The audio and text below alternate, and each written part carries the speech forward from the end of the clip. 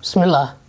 Soo dhawow koorsadii productivity sida aad u noqon lahayd qof waxtar iyo wax soo saar leh waqtigiisana uga faa'iideysta sida ugu wanaagsan.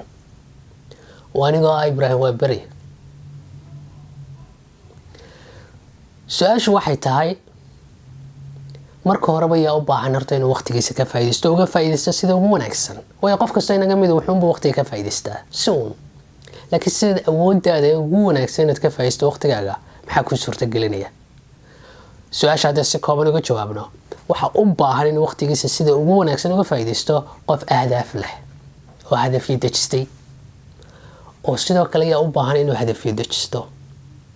Ahdaafna waxa u baahan inuu dejisto qorshaysto qof hansar leh iyo higsi 20 sano 30 sano iyo noloshaada akhriya adduunba. Hanku iyo riyooyinku waxyaabaha inaga duwa nolosha kale ay ka mid yihiin. way noloha kale ahdaafta qaarkood waa inala wadaaga laakiin hanuu kaga guuro meesha joogo meel kale u guuro noloshiisana ku horumariyo ma laha.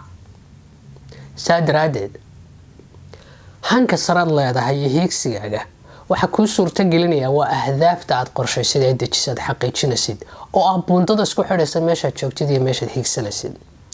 Ahdaaftaana waxa dejistaa amba ku suurta gelinaya inaad xaqiijisid oo waqtigaaga inaad ka faa'iideysid uga faa'iideysid sida ugu wanaagsan.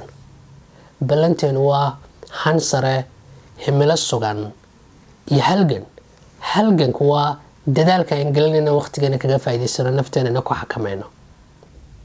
waxaan rajeynayaa inay noqoto mid ka mid ah koorsooyinka ugu wanaagsanaa ugu qiimaha badan noloshaada aad qaadatay. Shifo ku absaar oo iska diiwaangeli website-ka hoos ku qoran koorsadan iyo kuwa kale badanba. mahadsanid. Assalaamu calaykum.